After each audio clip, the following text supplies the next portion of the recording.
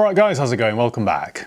Well, it's a new month, which means I've just had my fuel bill through from my local petrol station where I have an account, and it's made me feel physically sick. Because of the job I do, I know this is unavoidable. I sell 40 cars a month and I buy many more, and most of them need filling up. It's just par for the course. On top of that, my own cars have quite a healthy appetite for fuel, which certainly doesn't help. This got me thinking, what are the most fuel efficient cars you can buy used here in the UK? So today we're going to head over to Autotrader and find the most fuel efficient cars you can buy for up to £3,000, £5,000, £10,000 and £20,000. Real edge of your seat stuff this, isn't it? Let's get looking. Right, so let's head over to Autotrader then. Okay, so we're going to search for any make, any model. Before you say, oh Matt, you've left your postcode in there, it's my work address, don't worry. It's available on the internet anyway, so makes no difference. Saying that, I did have somebody follow me home the other day and then walk up my driveway just for a chat with me, which is a bit invasive, isn't it, to be fair, but anyway, right. So we're going to search for any make, any model, but I believe on Autotrader you can search for fuel economy. Somewhere down here then. So if we go down to fuel consumption, it's a bit boring this, isn't it? We need a section here that says something like 12 mpg or less. That's where all the fun stuff would be. But that isn't the point of this video, is it? So we're going to search for up to £3,000, and what do we want? 50 mpg plus or 60 mpg plus? Let's go 60. We'll go high. I feel like I'm on the chase. So there are 5,000 cars here that are capable of doing 60 plus mpg for under £3,000. That's incredible, isn't it? We'll search relevance then, I think. See what this produces. Now, that's a Sky Active 2.2 litre Mazda 6. You don't want one of those for any amount of money because the engines suffer with oil starvation, and then you end up putting a whole new lump in it. This is what you've got to be really careful of with this kind of thing. You can try and save money, granted, that's quite a wise thing to do, but you don't want something that's just going to be a headache. You don't want to save £50 a week on diesel, but then spend £500 a month on repair bills. So you don't want a BMW 3 Series like that because it has timing chain issues, although this one says timing chain done, but still avoid that. This is going to be a lot of negativity on this video. You don't really want a 1.2 litre wet belt Peugeot 208 because they suffer with all sorts of stuff. The wet belt disintegrates over time, it clogs the oil pickup pipe, and then it suffers with oil starvation. You don't want one of those. Mondeo, they suffer with bad injectors and bad fuel pumps. Insignia, is that what my life's come to now? Looking at a 2010 red Insignia. No, we don't want one of those, they're too unreliable. That's not bad. I'd actually have one of these. Genuinely I would. We've got a 2014 Renault Clio here, 1.5 DCI. The engine's not bad actually, they've used that in loads of stuff over the years. They have a cam belt, I think they're due every 5 years. But that is capable of, well, 60 plus mpg. This era of Clio, which ran from 2014 onwards, by the way, are quite a good car. The interiors are quite nice, they're quite nice to drive. I actually think they look quite cool as well. So that wouldn't be bad. That'd be a really cheap car to run, wouldn't it? I imagine the road tax is nothing as well. So that's not a bad option. It isn't the most exciting thing, but we're not after excitement here, are we? We're after fuel economy. Obviously, you could pick something like that, a little Kia Picanto 1 litre. They're decent cars, but if you're going to do 40 miles a day in it or something like I would have to, that isn't really what you want, is it? Too underpowered. This is always the conundrum, isn't it? When you try and get sensible and buy a cheap, small engine car, after a few months you just realise this isn't what I want in my life. I'll have to just keep working harder and keep taking overtime and buy something that I want. It's always the issue. That's not bad actually. So that is a Citroen DS3 1.6 HDI. Now I'm not a huge Citroen fan, but I do quite like the DS. Citroens are always best in my opinion when they're weird, and I think the DS just gets that balance right. It looks cool, they're quite nice to drive. That's funny, isn't it? I can hear that check strap clicking. What a clown. Let me pick something here that isn't French for a change. Ford Fiesta 1.4 TDCi. Now that engine they're quite reliable. They're a bit dull, but it is very, very efficient. Here then, straight away, you'd be looking at this Ford Focus 1 litre turbo EcoBoost and think, that'll do. You don't, just don't bother. Don't bother, they have loads of engine trouble. You don't want something like that. The 1.6 diesel Focus though, on the other hand, that would be all right. So that's the newer shape, which I don't actually rate, but for the purpose of this video, they are very fuel efficient. And this one, I think this is the only one I've seen actually. It's got all its weather strips still on the inside of the car. They're normally just hanging down. Next time you see a, what are we in, Mark III Focus like this, just have a look, because I guarantee you'll see a little strip of rubber hanging out from the bottom of the doors. Happens on them all. That would be alright, 1.6 diesel. They are very economical, those. Oh, here's an idea actually. We've got a little 1.2 turbo diesel Polo. Now, granted this one's done a lot of miles, 153,000 actually, but this will do. In fact, let's have a look, shall we? Running costs. Wow, right, 58 miles per gallon around town, and on a run, extra urban, 83.1. 83 miles per gallon. They are as slow as you like. Let's check the 0 to 60 time actually. I bet this is almost as high as my Berlingo. Wow, okay, this will feel like a Bugatti, won't it, compared to my non-turbo diesel Berlingo? It'll do 0 to 62 in 13.9 seconds. It's a little 74 horsepower 3-cylinder diesel, so it isn't exactly exciting, but a decent car if you're worried about fuel. Actually, I ought to mention my Berlingo because that can be bought for well under £3,000. Not mine, obviously, because, well, it owes me more than that because I've overspent on it, and it's not for sale. Back off. But that's capable of 60 miles per gallon plus, because I filled it up, I don't know, about a month ago or something, and the lights just come on. It's been to Wembley and back. I've been to the tip in it several times. I've taken the dog out on walks in it. It's just so, it just never ever, the needle never moves. Also actually, the speedometer needle never moves either. It is very slow. That wouldn't be bad actually. Here we've got a 2012 Passat 1.6 TDI Blue Motion. I know they're dull, I saw my best mate one of these about 3 or 4 years ago, and in the end he had it for about a year and then just, I think he kept falling asleep at the wheel because it was so boring. But it was really cheap to run. £30 a year to tax, 65 mpg wherever he went. It did the job, but it was just dull.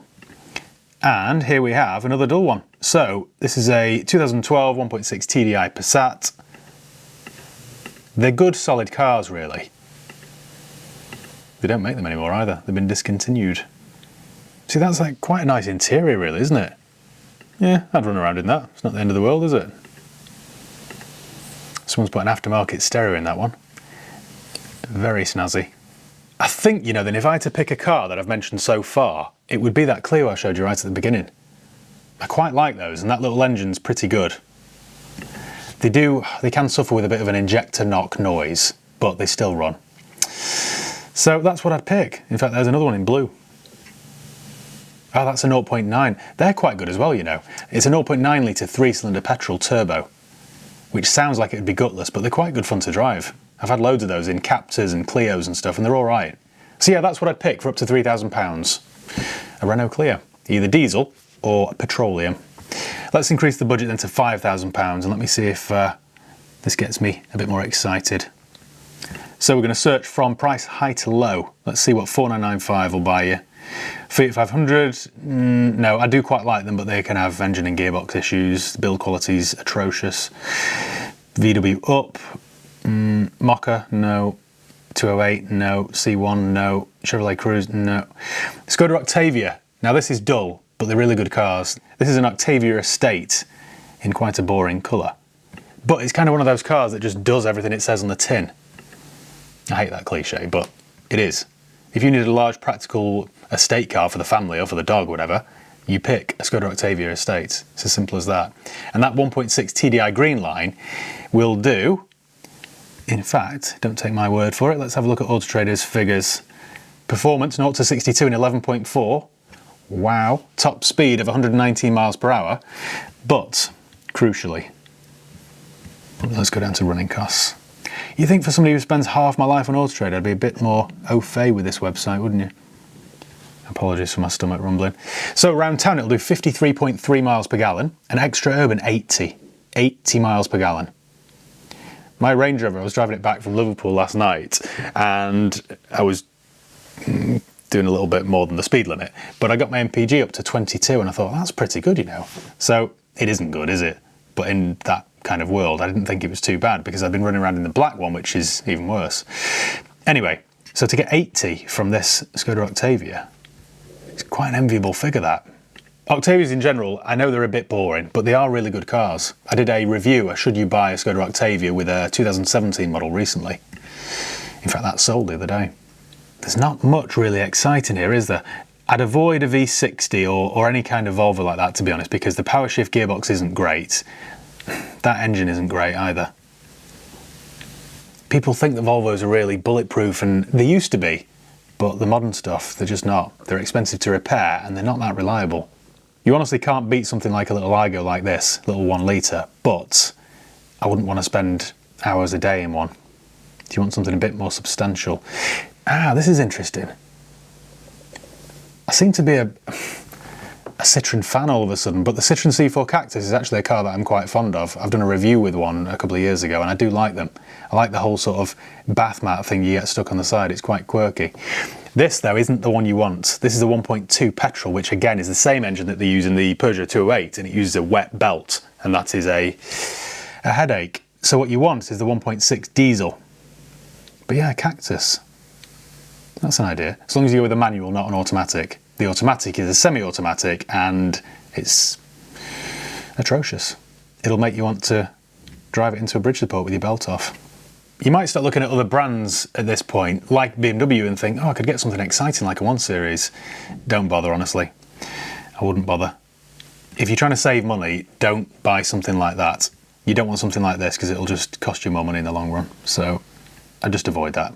I think you just got to resign yourself to the fact that whatever you buy that's going to achieve 60, 70, 80 miles per gallon will be a bit bland. That's an interesting option, although it's done 200,000 miles. That stinks of ex-taxi, doesn't it? Especially in white. It's a Lexus CT 200H. Now, sorry, H, not H. Now, I had one of those as my own car many, many years ago when I was trying to get on the property ladder and, do loads of things. I thought, right, I'm going to sell my old car and buy something sensible. So I spent, I think, 9 grand or something on a Lexus CT. I had it a year. It was a really good car. They're basically a Prius underneath, which isn't the sexiest car ever. But the Lexus CT, I was really impressed with. Saying that, it did give me a bad back. It might not have been the car. Anyway. But it's a petrol-electric hybrid. You don't need to plug it in. It just sort of does its own thing. I was doing, no matter how I drove that car, I was doing 50 miles per gallon. The road tax was 0 or 10 quid or something. It was cheap. It was just a really cheap car to run. And one of the few cars actually that I've owned that every time it needed fuel, which they have quite a small fuel tank actually. I think you'd do about 450 miles between fill-ups. But every time I needed to tank it, it would cost 40 odd quid, which was always a pleasure. Whereas my Range Rover, for example, I filled it this morning, and I filled it not yesterday, the day before, and it takes 123. So that's a bit depressing, isn't it? So yeah, 40. I used to walk into the shop with a spring in my step, kicking my heels. Not quite, but you get the gist. Right, this isn't a bad option. My pal that I was telling you about that had the Passat replaced the Passat with an Audi A6 Avant, a 2 litre TDI Ultra like this one. And again, it's not that much more exciting than the Passat, but it is a bit. Certainly looks nicer. And that's really efficient. The road tax is only £30 a year. In fact, it's just like that. So that's not a bad option for 5 grand. I think he paid a bit more than that for his, but it was a couple of years ago. Yeah, that's not a bad idea. I think then, for £5,000, I'd have something like that. An A6 Ultra automatic. Now, you need to be careful of the automatic gearbox on that, because they use like a... Is that a CVT? I think it is. I think it's a CVT gearbox. They're not the best, so you need to make sure you service them. They also have a timing belt which needs to be replaced. But apart from that, and the odd EGR, DPF issue perhaps, they're pretty good cars. I don't think he's had many issues with his in the last 2 years or 30,000 miles, apart from things like a cracked spring or a window regulator. Standard stuff, really. I think when I show you the next selection then for up to £10,000, I will try and pick certain brands and try and pick something interesting as well as fuel efficient. Otherwise, I'm just going to see brand new or, nearly new Yaris's and Fiat 500s, and it's all going to get a little bit dull, isn't it? I told you it was edgy your seat stuff, didn't I? Before I do that though, I just need to say a big thank you to today's video sponsor. Today's video is sponsored by Car Vertical. Gather round then while I tell you a story. I buy lots of cars from various local main dealers, all in batches. So I'll buy 5, 6, 7, all on one day, all in one go. Now the other day I got a call, there was another batch of cars there, and the thing that I was least excited about was a little Hyundai i20. in black. 2010 i20 done 60,000 miles, petrol. So that was the easiest thing to get off the car park, really, so I thought, right, I'll just take that first. I jumped in and it was really clean, drove really well, the air conditioning worked, the radio was set to radio 2, so I thought this is quite a decent little car, this. I knew the figure that I was paying for it was quite reasonable, so I thought, this will do. The more I drove it and the more time I spent with it, I thought, this has had a good life, it's been looked after really well. So I ran it to my mechanics for a service and an MOT. About 3 hours later, my mechanic called me and she said, oh, that little i20 was a minter. It didn't need anything. It sailed through its MOT, we've serviced it, it's ready to go. So I thought, right, I've had a right result here.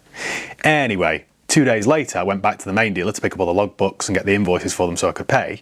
And the salesman there I was chatting to said, hey, what do you think of that i20? It's a shame it was a Cat D, wasn't it? So I thought, right, well, I didn't check, and you're going to laugh now because I always preach that you should check these things. But anyway, they checked, they knew about it, and they invoiced me accordingly, so no harm done. But I didn't know. There was just no way of telling. The bodywork was really tidy, it drove really well. I would have never known. Well, I didn't know. So this is why it's really important that you do a vehicle history check using Car Vertical before you hand over any cash for a used car or motorbike. Because, as I've proved with this i20, you really don't know what you're buying. It isn't expensive and it can just stop you being ripped off. All you do is go to carvertical.com, type in the vehicle reg or the VIN, and then that's it. If you'd like to save yourself 20% with each and every check that you do, all you need to do is use my promo code HIGHPEAK, or alternatively, click the link below in the video description. Now, I buy lots of cars every single month, and I have done for the last 10, 15 years, so I do know what to look for, and yet even I was caught out with this little Hyundai i20. So this is why it's really important that you do one of these checks. It'll tell you whether it's ever been stolen, written off, had a mileage rollback, or has outstanding finance on it. I did one recently with the BMW Z3, and it even showed photographs of the car being advertised the last time it was for sale. You just don't get that sort of information with a lot of these checks. Sometimes if it has been involved in an accident, it even shows you pictures of the damage, so it's just really useful. So like I say, if you want to save yourself 20% with each and every check that you do, use my promo code HIGHPEAK. And thank you Car Vertical for sponsoring today's video. Right, on to £10,000 then. Let's see what this will buy me. So let's search up to £10,000. We've now got 46,000 cars to choose from. 46,000, right. What should we look for then? You don't want an iXam? Alpha, no. Audi. You're going to get quite a nice A4, A3, A6. You know what? Something like a 2-litre diesel Audi A3 is a really strong car. I'd go for a manual, not an automatic. Make sure the cam belt's been done. And you've got a sensible car that'll do 70 miles per gallon. I think I'd rather that than anything BMW offer, to be honest, because you can... I think I'd rather that than anything BMW offer, to be honest, because you can have issues with timing chains and stuff. Whereas Audi, you kind of know where you stand with Audi because they're just a belt. Let's try and find a nice Audi A3 then. So, I would personally want a Sportback, a 5-doer. I think they look a little bit better, and I would want, personally, an S-Line. Or a black edition. Everything else looks a bit boring, doesn't it? Price high to low. S-Tronic, you don't want an automatic, let's go on manual. Happily, there are more manuals than autos, so we're all good. You don't really want one with 100,000 miles on if you can help it. So take a look at this, for example. This is a 2014 64, it's done 70,000 miles. It's an S-Line. That looks really good. It is really predictable. I mean, it's basically a Golf, isn't it, underneath? But there's nothing really wrong with that. They're good, solid cars. That one's even got the flat bottom steering wheel. Yeah, that's not a bad option really, is it? And if we look at performance and stuff like that, oh, it's had a new clutch. If we look at performance, Juan key there, look. Let's look at performance, running costs.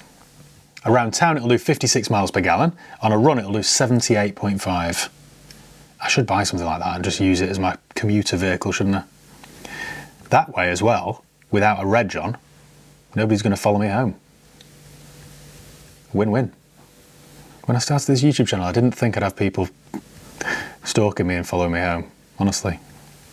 See, that 2-litre diesel is quite punchy as well. It'll do 0 to 62 in 8.6 seconds, and it'll top out 135 miles an hour. Yeah, not bad. Okay, then what else can we find? You could buy... Oh, you know what I had in stock recently, though, I was really impressed with? Granted, it isn't the most exciting car in the world, but it was a 2017 Ford Focus Estate, but it was called the... Which model was it? Wasn't a titanium... Oh, a titanium Navigator or something, so it had everything. heated leather seats, sat nav, reverse camera, all that sort of stuff. It was a 2-litre diesel, not the 1.5. I was just really impressed with it. I drove that back from another main dealer that I bought it from, and I just thought I could run around in this. It was really, really pleasant. Here's an option then. I'd go for something like a C-Class diesel, because for that sort of money you're going to get the newer shape. So, I mean, take a look at this, for example. You'd be proud to own that, I think, wouldn't you? That's a 2015 65 C220 Blue Tech. So it uses that old 2.1 litre turbo diesel engine, which is a bit rough and ready, but it's very reliable. Look at that interior. It's only done 80,000 miles. I think for £10,000, that's a really good all-rounder. Personally, I'd quite like the Estate because it's just more handy, more practical, better for the dog. Throw the dog in the back, do your trips to IKEA, B&Q, all that sort of stuff. This one's the AMG line, which is the one you want. Just looks sportier. I didn't realise you'd pick those up for that sort of money. That one, especially in brilliant blue. Well, it's a coupe as well. Cat S, sadly. I think I'll struggle to find a better option than a C-Class Mercedes for £10,000 if you want, you know, efficiency. Volvo no, VW no, Vauxhall no, Toyota no, no, no. I've been thinking about diesels here. What about hybrids? I'm gonna get a Prius. It's not very exciting, is it? I quite like the Prius, weirdly, but they're not very exciting. The CHR are good, but I don't believe that'll do 60 plus mpg. Whenever I've used one, you're talking 48 tops, not 60. The Auris hybrid's quite a good car. There's nothing wrong with one of those. I've had loads of those. Quite often, actually. I've had a few in stock where I've been carless Tevez, and I've just taxed it because it's been free and then used it for a week or two until it's sold. They are quite good cars. A bit bland, but quite good, quite reliable. I think with a £10,000 budget and you wanting maximum MPG, I think this is my best advice. You ready? You listening? This might sound a little bit hypocritical, really, based on what I've just told you about £3,000 and £5,000. Because if you're looking for £3,000 and £5,000, you don't want a premium brand, you just want something ordinary because you want cheap repair bills. But if you're going to spend £10,000, then I think, you want something with better build quality, like a Mercedes or an Audi. So I think either an A3, A4, A6, or a Mercedes C-Class or E-Class. That's what I'd go with. Honestly though, I would pick an AMG line C-Class Estate for up to £10,000. I should buy one of those, you know. Right, up to £20,000 then. Let's see if this gets a bit more exciting. Because I suppose up to 20, you could start getting some interesting EVs as well. Okay then, up to £20,000, what are our choices? Let's have a look at BMW then. Let's head over to Bavaria. Straight away I'm thinking of something like a 330e. That's a plug-in hybrid, so it uses a 2-litre petrol, but you can also plug it in and get 30, 40 miles from the batteries. See, take a look at that. That's a really cool car. So it's £20,000. It's a 2020 70 reg 330e. So it has a 12 kilowatt hour battery. It's the M Sport, it's automatic. That's a nice car, you know. That would make sense for a lot of people, wouldn't it? Because it'll be silent most of the time. It'll be very efficient, very clean. It'll be all ULEZ and clean air zone friendly and all that sort of stuff. So it'll do 37 miles, this says, on battery power alone. So realistically, you're talking probably 28. You can knock 20% off that easily. But still, I mean, that would do somebody like me for my morning commute, plug it in while I'm at work, and then whiz home in silence. That would kind of do, wouldn't it, for a lot of people? Now, the MPG figure on these 330Es is a bit misleading because the figure, let's have a look. The figure will be like 130 miles per gallon. And there you go. So the official figure is 188 miles per gallon, but don't be misled by that because that takes into account all those free miles you're going to get from the battery power. Now, don't forget you've got to pay for the electricity as well. So it's so they shouldn't be allowed to type that really because it isn't true. You're going to get 30 miles tops from the battery, and then while you're running on petrol, you're just going to get something like 30 miles per gallon, 35 maybe 42, 44 in a run. Don't forget, while it's just running on its petrol power alone, you're towing around all that battery as well. So if you can make it work for you where you capitalise on the electricity, then they're a really good car. If not, then you're best off with a diesel. Now for 20k, you'd get something like a 320 diesel with the later engines. So that would be quite a good option. Oh, let's have a look at 4 Series. So take a look at that, for example. This is a 420D M Sport. I wonder why that says it's so expensive. The lighting's very dark as well.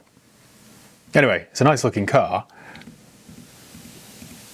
I've had a few of those and they are really efficient. They're very stylish. I'd prefer an automatic, to be honest. They have an 8-speed ZF Auto. I'd rather that than the manual. Let's change manufacturer then. Let's go Lexus then. Let's have a look. So we've got the CT, which I've mentioned, for the up to 10k. We've got the GS or the IS. Let's have a look at the GS. Now this is a big car, this. It's like the size of a 5 Series or something, so it's quite a large thing. I very much doubt that that'll do more than 60 mpg. Again, a bit like the Toyota CHR I showed you. I think that'll do high 40s, not 60s. Still, it is an awful lot of car for the money because the build quality on that will be superb. They're not the prettiest though, are they? I mean, look at that. Yeah, it's quite ugly, isn't it? Still, when you're in it, you can't see that, can you? And look at that interior. They are really good quality, Lexus. Lexi, Japanese Mercedes.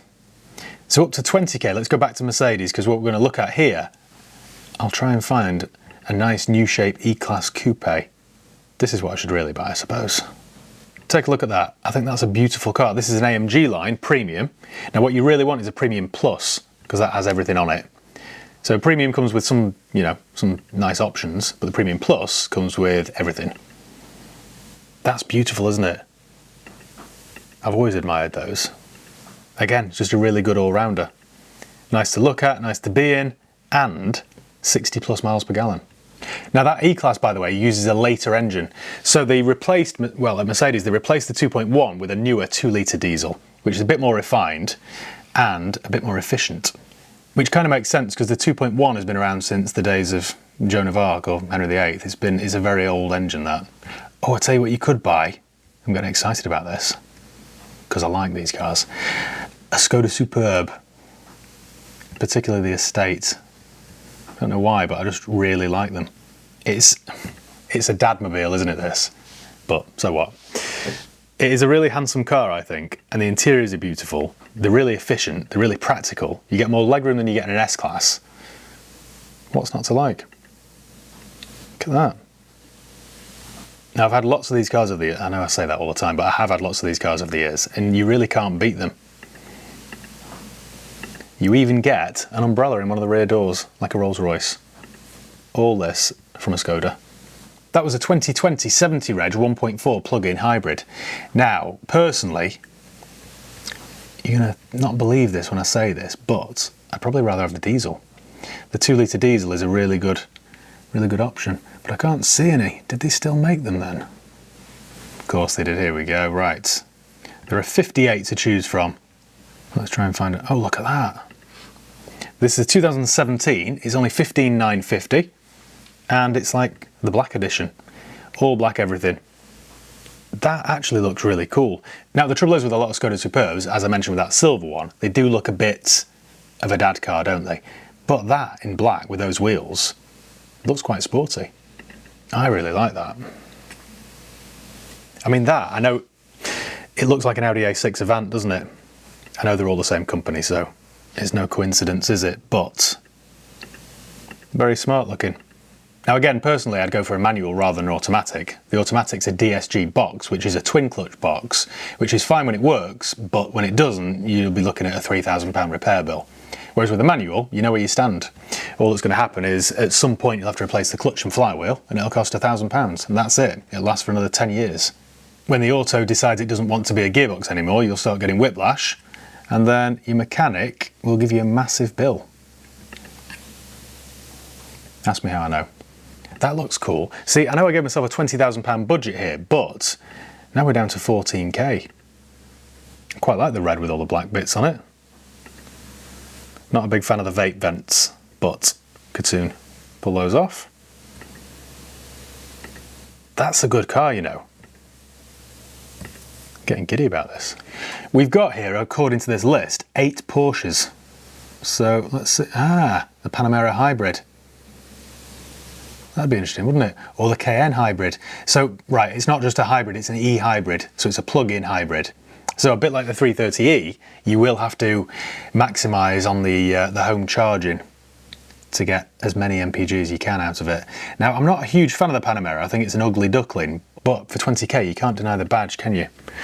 Or the build quality. That's quite cool, you know, in a funny sort of way. It's so ugly, it's quite cool. Sort of looks a bit menacing, don't you think? The Panamera I've always thought was quite an ugly car. I know styling is, you know, subjective, isn't it? But I've never really got on with it. The Taycan, on the other hand, though, I think is a good looking car. Apart from the Turismo, that just looks weird. Let's look at Toyota then. So here, I mean, all of them are decent cars, don't get me wrong, but they're just a bit bland. And if you're spending 20k, you'd want something a bit more exciting. Now it says the RAV4 is capable of that sort of miles per gallon, but I don't think it is. The 2 litre diesel might be, but I wouldn't go Japanese diesel, to be honest. They do a hybrid RAV4. No, forget it. Forget it. I was just thinking then in my head about which car I'd pick for £20,000 of all the ones I've mentioned. It'd be a really difficult decision, that, because the 330e I was quite impressed with. The E-Class Coupe, that's a really nice car. And the Skoda Superb Estate would be really practical, and I just think it offers so much for not an awful lot of money. Tricky, innit? I don't think I've got an answer either. I'd be quite happy walking out my front door and seeing any one of those cars. So any one of those three I'd be quite happy with.